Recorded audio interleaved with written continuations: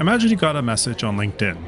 A clean profile, professional photo, works at a boutique think tank you've never heard of, but the website checks out.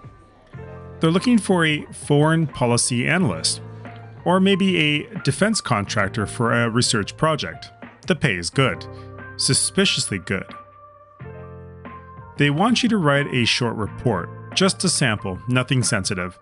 A few $100s lands in your PayPal. Then they ask again, and again, and then the questions get specific. You just got recruited, not by a firm, not by a think tank. You just got recruited by the People's Liberation Army.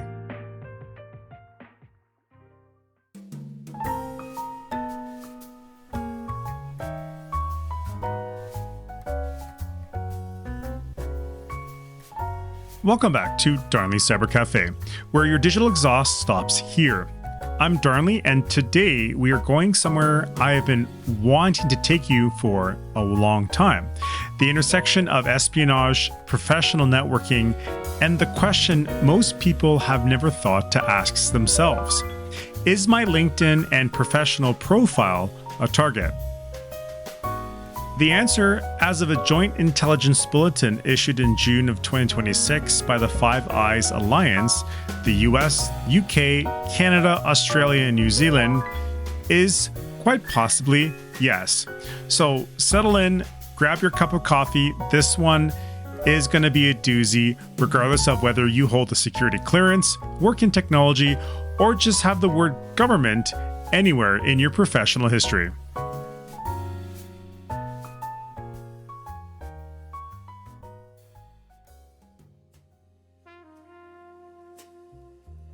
On the 4th of June 2026, the FBI, MI5, and the domestic intelligence agencies of Canada, Australia, and New Zealand did something they described as unprecedented. They issued a coordinated joint public advisory titled Safeguarding Our Secrets. 5 separate agencies, 5 countries, 1 message. The bulletin warned that China's military intelligence services, specifically the intelligence wing of the People's Liberation Army, are using professional networking platforms like LinkedIn, Indeed, and Upwork to run large-scale recruitment campaigns targeting government and military personnel across the Five Eyes nation. The direct quote from this advisory: China's military intelligence services are using an increasingly wide array of professional networking sites and online job platforms to target Five Eyes government and military personnel, and anyone with access to classified or privileged information. The last bit, anyone with access, that's the part I want you to focus on, because this is not just about people with top secret clearances. This is about academics, journalists, think tank researchers, people who brush up against government information without holding it directly.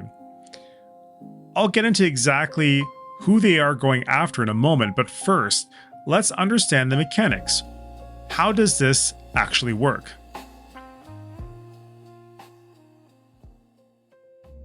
So I'm going to read you the playbook as laid out by the Five Eyes agencies and confirmed through multiple prosecution cases across member countries. Stage 1, platform entry. So here what happens is PLA-affiliated operatives create a convincing profiles on LinkedIn, Indeed, or Upwork, posing as employees of consultancies, think tanks, or HR firms. Companies appear registered outside China with functional-looking websites. Stage number 2, job posting. Fake job ads are posted targeting foreign policy analysts, defense researchers, or geopolitical consultants. The ads are indistinguishable from legitimate postings. Stage number 3, resume triage. Applications' resumes are ranked by the likelihood of access to sensitive information. A former military analyst? Flagged. A journalist who covers defense procurement? Flagged. A cleared contractor between jobs? A prime target. Stage number 4. The trial report. Candidates are asked to submit a sample report on topics like China's relations with neighboring states, military posture, or trade policy. This is the hook. It feels like a work sample. It is an intelligence test. Stage number 5. Payment and validation. Payments of a few hundred to several $1,000s are issued via PayPal, Zelle, Wise, Western Union, or cryptocurrency. This validates the target's willingness and screens out people who would report the contact. Stage number 6. Platform migration. The conversation is moved off LinkedIn and onto encrypted messaging apps, such as Signal, WhatsApp, or Telegram. This breaks audit trails and platform-level monitoring. And lastly, Stage 7, escalation. Reports escalate in sensitivity. The operator starts asking about unit activities, operational deployments, base information, or classified material. By this stage, the target is often already compromised. The Five Eye agencies also flagged a tactical evolution. Operatives are shifting from direct cold outreach to passive job postings. They post the ad, wait for people to come into them, and then triage who responds. This means the target often feels like they initialized the contact. So let's think about that. The recruitment feels like a job search. The payment feels like legitimate consulting income. The questions feel like professional curiosity. The entire architecture is designed to feel normal, until it's not.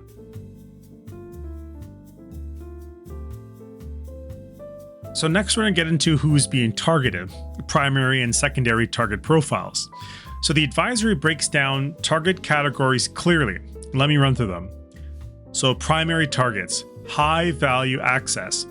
So these are individuals holding security clearances in any of the Five Eyes countries, military personnel with particular focus on those stationed in the Asia-Pacific region, foreign affairs, diplomatic, and intelligence community personnel, defense contractors and procurement officials, naval and air force personnel with operational knowledge.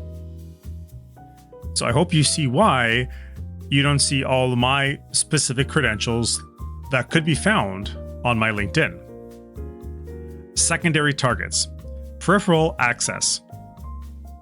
These are academics and researchers studying China, security policy, or geopolitics, journalists covering defense, intelligence, or foreign policy, think tank employees, particularly those advising government, policy consultants with former government or military backgrounds, or anyone with whose professional network includes clearance holders. The National Protective Security Authority, that's the public-facing arm of MI5, made an important clarification. The information being sought may not necessarily be classified or an obvious target for espionage. A person's insights and their network of contacts can form valuable pieces of jigsaw when brought together with other information. This is intelligence community language for you do not have to know anything secret to be useful. You just have to know someone who does or have enough contextual knowledge that when it's combined with data from 10 other sources, it starts filling in a picture. This is social network exploitation, and it is a lot harder to defend against than a simple phishing email.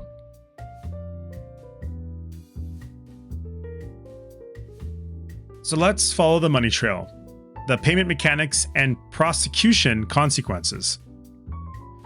Now let me talk about the payment layer because it's not just an operational detail. It is also one of the clearest red flags, and it is how multiple prosecutions have been built. According to the Five Eyes advisory, recruits are paid anywhere from a few hundred to several $1,000s per report. The payment channels include PayPal, Zelle, Wise. These mainstream platforms are used to create the appearance of normalcy and legitimate business income. The next one is Western Union, associated with international money transfers and often used with identity verification, which is less robust. The next one is cryptocurrency, specifically flagged by agencies as a red flag indicator. It's harder to trace, harder to freeze, harder to attribute. If a consulting firm, quote unquote, offers to pay you in crypto, that is absolutely not normal. The agencies noted that military members may be asked specifically about their roles and unit activities, home base, or naval vessel. Now, the consequences. The Five Eyes Bulletin explicitly stated that agencies have identified individuals who have undertaken these activities, leading to criminal prosecution, job losses, and security clearance revocation. This is not hypothetical. In the United Kingdom, 2 men became the first convicted Chinese spies in British legal history. In the United States, multiple prosecutions in 2025 involved foreign intelligence services using virtual first recruitment approaches very similar to what is described in this bulletin. Former Google engineer Lin Wei Ding was convicted of economic espionage after prosecutors demonstrated he exfilled sensitive AI trade secrets. The playbook works. The consequences are real, and importantly, you may not realize you are a target until law enforcement comes knocking at your door. So let's talk about the scale and pattern of this escalation. And these numbers are not small. In 2021, MI5 warned approximately 10,000 Britons had been targeted by Chinese spies via professional platforms over preceding 5 years. In 2023, MI5 director Ken McCullum cited over 20,000 people in the UK targeted through LinkedIn-style outreach. In 2025, MI5 issued a formal espionage alert to UK members of parliament with the names of 2 specific LinkedIn profiles suspected of being MSS-run recruitment fronts. In November 2025, Security Minister Dan Jarvis reminded the House of Commons that MPs had received intelligence packs on Chinese recruitment attempts through identical methods. And lastly, in June 2026, first ever Five Eyes joint advisory on this specific threat vector. So this advisory did not appear from nowhere. MI5 has been raising the alarm on this specific tactic since at least 2021. In 2023, MI5 director Ken McCullum described Chinese espionage as reaching, in his words, an epic scale, pointing to tens of thousands of approaches made through sites like LinkedIn. In late 2025, the alert landed directly in the inboxes of members of British Parliament. MI5 circulated the names of 2 specific LinkedIn profiles they believed were operated by officers of the Chinese Ministry of State Security. And now, in June of 2026, all Five Eyes agencies have stepped in front of cameras together to say, hey, this is happening, it's escalating, and more people need to know about it. The pattern here is not subtle. China has been testing this approach, refining it, and expanding it. The Five Eyes response has progressively escalated from agency-specific warnings to parliamentary alerts to this week's joint public advisory. That escalation tells you something about how seriously they're taking the threat. So, what does China have to say about this? Well, as you can probably predict, and again, this is not a revelation to me either, they denied everything. The Chinese embassy in the United Kingdom issued a statement calling the allegations entirely fabricated and essentially malicious slander. The embassy added that Five Eyes countries have engaged in their own intelligence gathering activities globally, and that they are the real threat to peace-loving countries. Now, as you can tell by my reaction, that is their standard diplomatic playbook responses, and I'm not going to spend a lot of time on it because that can take a whole episode. What is more interesting and honestly more relevant to you as a listener is the broader context this advisory drops into. The United States and United Kingdom have both been attempting to warm relations with Beijing in recent months. US President Trump visited China in May of 2026 alongside technology executives. There have been senior-level diplomatic conversations about improving ties. And yet, even in that environment, the Five Eyes agencies decided that issuing this public warning was necessary and justified. Now that tells me something. It tells me that the operational threat was assessed to be serious enough to risk diplomatic friction. Intelligence agencies do not issue unprecedented joint advisories lightly, especially not when the diplomatic channel is in a period of cautious thaw. And the documented record backs them up. 2 British nationals became the first convicted Chinese spies in UK history. Real prosecutions, real sentences. Multiple US Justice Department cases in 2025 involved Chinese intelligence using virtual recruitment approaches almost identical to what this bulletin describes. Fabricated or not, people have gone to prison for participating in exactly this scheme. All right, so here's where I give you something practical. Not vendor pitches, not magic software references, just decisions and behaviors that can reduce your exposure.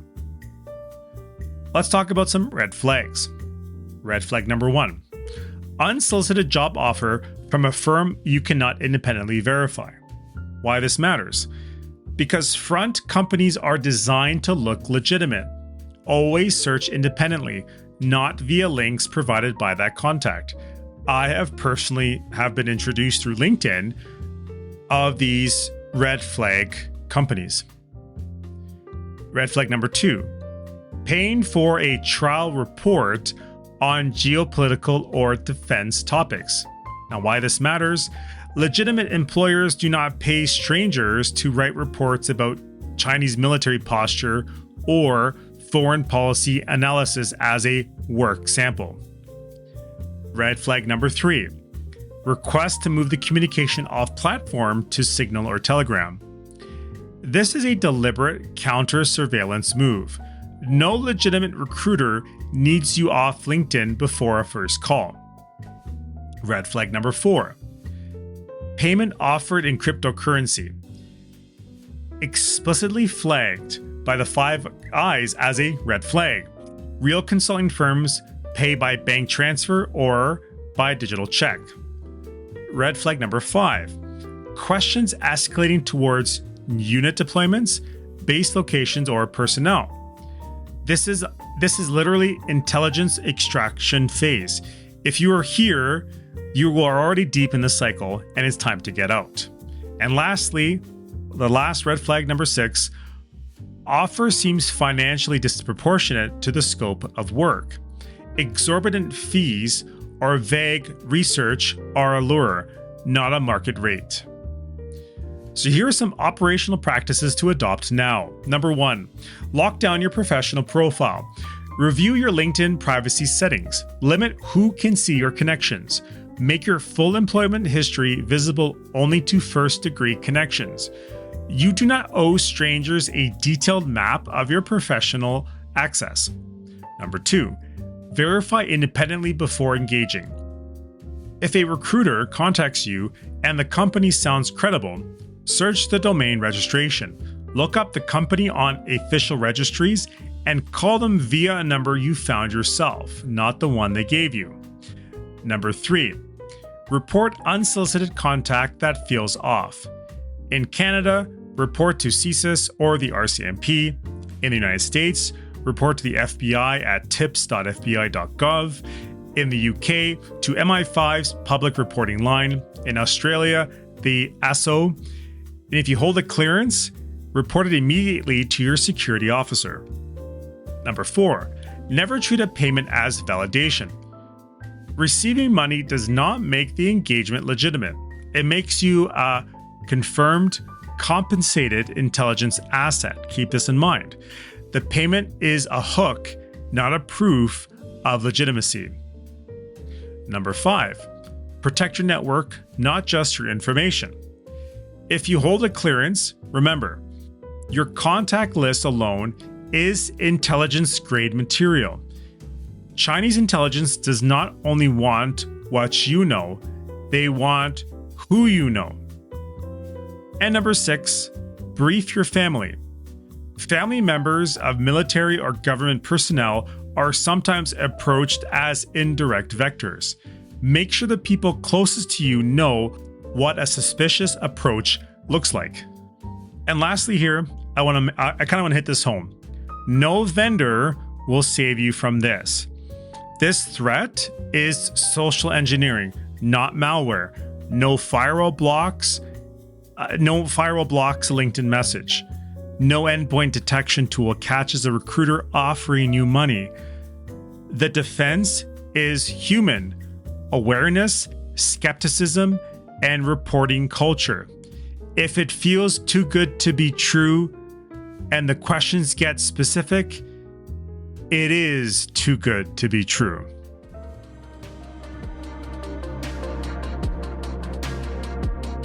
If today's episode raised questions for you about how these operations are actually constructed on the Chinese side, how the PLA intelligence apparatus is organized, which directorates run recruitment versus hacking versus influence operations, how these front companies get stood up and funded, that is precisely the territory the Dark Roast covers. The Dark Roast is our premium deep dive series, built for IT professionals and security practitioners who want the technical and operational layer beneath the headline. We plan to create 2 episodes a month. No ads, no padding, just the kind of detailed breakdown you would actually take into a threat briefing. A future Dark Roast episode will go inside the PLA intelligence structure, map the MSS responsible for this type of operation, and break down what the documented prosecutions reveal about the cycle from first contact to prosecution. That is the level of detail that does not fit in one of these episodes, but it is in the Dark Roast. If today's episode gave you something to think about, do me a favor, hit follow, leave a rating, or share this with someone who needs to hear it. It costs you nothing and keeps this conversation going. I'm Darnley, and this has been Darnley Cyber Cafe, where your digital exhaust stops here. Stay sharp, stay private, and remember, the less you leave behind, the less they have on you.